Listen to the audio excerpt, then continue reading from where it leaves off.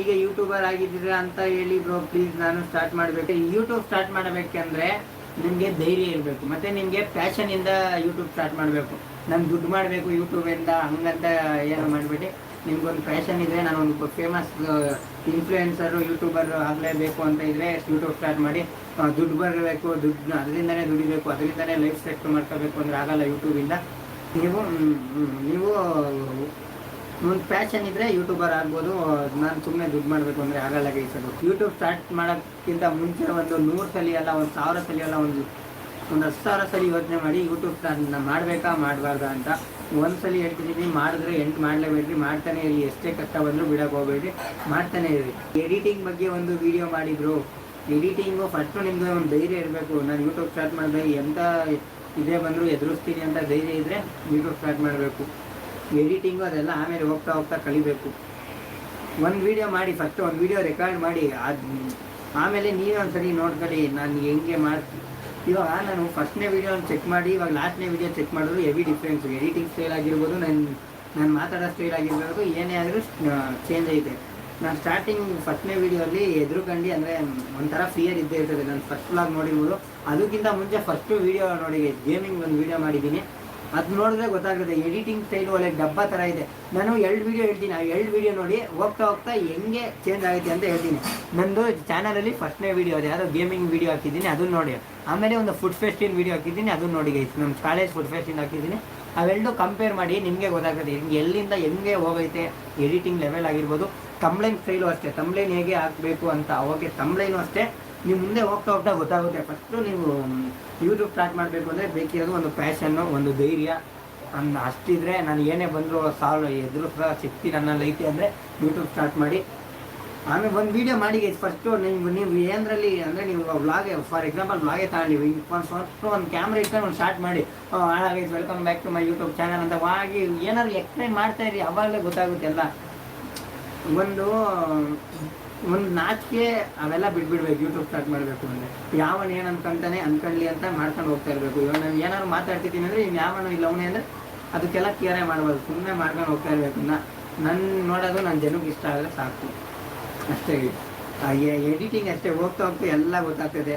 ನಾನು ಫಸ್ಟ್ನೇ ವೀಡಿಯೋ ತಮ್ಲೈನ್ ನೋಡಿರ್ಬೋದು, ಇವಾಗ ಈ ಲೈವ್ ಸ್ಟ್ರೀಮಿಂಗ್ ತಮ್ಲೈನ್ ಆಗಿರ್ಬೋದು, ನಿಮಗೆ ಗೊತ್ತಾಗ್ತದೆ. ಫಸ್ಟ್ ಒಂದು ವೀಡಿಯೋ ಮಾಡಿ, ಯಾವುದಾದ್ರೂ ಒಂದು ಗೇಮಿಂಗ್ ಆದ್ರೂ ತಗೊಳ್ಳಿ, ಕುಕ್ಕಿಂಗ್ ಆದ್ರೂ ತಗೊಳ್ಳಿ. ಗರ್ಲ್ ಅಲ್ವಾ, ಅದಕ್ಕೋಸ್ಕರ ಕುಕ್ಕಿಂಗ್ ತಗೊಳ್ತಾಯಿದ್ದೀನಿ. ನೀವು ಕುಕ್ಕಿಂಗ್ ತಗೊಳ್ತೀರಾ ಅಂದರೆ ಒಂದು ಸಲ ಹಿಂಗೆ ಫೋನ್ ಇಟ್ಕೊಂಡು ಮಾಡಿ ನೋಡಿ, ಇವಾಗ ನಾನು ಇದು ಹಾಕ್ತಾಯಿದ್ದೀನಿ, ಈ ಬಾಂಡ್ಲಿಲಿ ಅದನ್ನು ಹಾಕ್ತಾಯಿದ್ದೀನಿ, ಅವೆಲ್ಲ ಹೋದಾಗ ಅವಲೇ ಗೊತ್ತಾಗ್ತದೆ. ಓ ಹಿಂಗಿರುತ್ತೆ. ಆಮೇಲೆ ಯಾರ್ಯಾರು ಅವಳೇ ಇದೆಯಾರೋ ಬೇರೆ ಬೇರೆ ಯೂಟ್ಯೂಬರ್ಸು ಅವ್ರನ್ನ ಚೆಕ್ ಮಾಡಿ ಒಂದ್ಸಲಿ. ಬ್ರೋ ಇವತ್ತು ನೈಟ್ ಫುಲ್ ಇರುತ್ತಾ ಲೈವ್? ಹೌದು ಬ್ರೋ, VX ಮಣಿಕಂಠ ಅವರೇ ಇವತ್ತು ನೈಟ್ ಫುಲ್ ಇರುತ್ತೆ. ಯಾರೋ ಅನ್ಲೈಕ್ ಮಾಡ್ತಾವ್ರೆ. ಹೋಗ್ಲಿ 37 ಆಗೈತಲ್ಲ ಗೈಸ್ ಲೈಕ್ಸ್. ಏನು ಮಾಡೋಣ ಗೈಸ್, ನೋಡಿ ಗೈಸ್ ಏನು ಮಾಡೋಣ ನೋಡಿ. ಈ ಥರ ಇರ್ತಾನೆ ಇರ್ತದೆ. ಲೈಕ್ಸ್ ಎಲ್ಲಿಂದ ಎಲ್ಲಿಗೆ ಹೋಗ್ತಾನೆ ಇರ್ತದೆ, ಕಡಿಮೆ ಆಗ್ತಾನೆ ಇರ್ತದೆ. ವ್ಯೂಸ್ ಅಷ್ಟೇ ನೋಡಿ. ನಮ್ಮ ಫಸ್ಟ್ನೇ ವೀಡಿಯೋಗೆ ಎಲ್ಲ ನನ್ನ ಫ್ರೆಂಡ್ಸಿಂದ ಹಿಡಿದು ರಿಲೇಟಿವ್ಸ್ ಥರ ಎಲ್ಲ ನೋಡೋರೆ.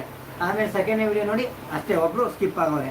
ನನ್ನ ಫಸ್ಟ್ನೇ ವೀಡಿಯೋಗೆ ಯಾರ್ಯಾರು ಇದ್ದಾರೋ ಅವ್ರು ಯಾರು ಸೆಕೆಂಡ್ ವೀಡಿಯೋಗೆ ಒಬ್ಬೊಬ್ರು ಇರ್ತಾರೆ ಅಷ್ಟೇ, ಇನ್ನು ಯಾರು ಇರಲ್ಲ ಗೈಸ್. ನೀವು ಏನಾರು ಏನೇ ಸ್ಟಾರ್ಟ್ ಮಾಡಿರಿ, ಫಸ್ಟಿಗೆ ಎಲ್ಲ ಬರ್ತಾರೆ, ನಾನಿದ್ದೀನಿ, ನಿನ್ನ ಜೊತೆ ಇದ್ದೀನಿ, ನಾನು ಮಾಡ್ತೀನಿ, ನಿನ್ನ ಸಪೋರ್ಟ್ ಮಾಡ್ತೀನಿ ಅಂತ. ಆಮೇಲೆ ಹೋಗ್ತಾ ಹೋಗ್ತಾ ನಿಮಗೆ ಗೊತ್ತಾಗ್ತದೆ ಯಾರು ಲಾಸ್ಟ್ ಕೊನೆಗೆ ಉಳಿತಾರೆ ಅಂತ. ನೀವು ಒಬ್ಬರೇ ಉಳಿಯೋದು. ಇದು ಎಕ್ಸ್ಪೀರಿಯನ್ಸ್ ಇಂದ ಹೇಳ್ತೀನಿ. ಒಂದು ವೀಡಿಯೋ ಮಾಡಿದ್ರೆ ನಿಮಗೆ ಗೊತ್ತಾಗಿರುತ್ತೆ ಹೆಂಗೆ ಇರುತ್ತೆ ಎಕ್ಸ್ಪೀರಿಯನ್ಸ್ ಅಂತ. ಒಂದು ವೀಡಿಯೋ ಮಾಡಿದ್ಮೇಲೆ ಗೊತ್ತಾಗುತ್ತೆ ಯೂಟ್ಯೂಬ್ ಅಂದರೆ ಏನು, ಹಿಂಗೆ ಮಾಡ್ತಾ ಇರಿ. ನೀವು ಒಂದು 10 ವೀಡಿಯೋ ಪೋಸ್ಟ್ ಮಾಡಿದ್ಮೇಲೆ ನೋಡಿ, ಫಸ್ಟ್ ವೀಡಿಯೋಗೂ ನೀವು ಲಾಸ್ಟ್ ವೀಡಿಯೋದು ಅವಾಗ ಗೊತ್ತಾಗುತ್ತೆ. ಹೌದು, ವೀಡಿಯೋ ಒಂದು ಚೂರು ಬೋರಿಂಗ್ ಆಗ್ಬಾರ್ದು. ಅಂದರೆ ಇವಾಗ ನಾನು ವೀಡಿಯೋ ನೋಡ್ತಾ ಇದ್ದೀನಿ ಅಂದರೆ ಏನೋ ಮಾಡ್ತಿರ್ತೀರ ನೀವು. ನಾನಿವಾಗ ಇದು ಏನು ನೀವು ಹೇಳಿದ್ರು ರೋಲರ, ನಾನಿವಾಗ ಕಡ್ಲೆ ಹಿಟ್ಟು ಹಾಕ್ತಾಯಿದ್ದೀನಿ, ಕಡ್ಲೆ ಹಿಟ್ಟಿಗೆ ಕಾರ್ನ್ಫ್ಲೋರ್ ಹಾಕ್ತಾಯಿದ್ದೀನಿ, ಅದಕ್ಕೆ ನೀರು ಹಾಕ್ತಾಯಿದ್ದೀನಿ ಅಂತ ಏನಾದರೂ ಒಂದು ಮಾತಾಡ್ತಾನೆ ಇರಬೇಕು. ಕಡ್ಲೆ ಹಿಟ್ಟಿಗೆ ನೀರು ಹಾಕಿದ್ರೆ ಹಿಂಗಾಗುತ್ತೆ ಹಂಗಾಗುತ್ತೆ ಅಂತ.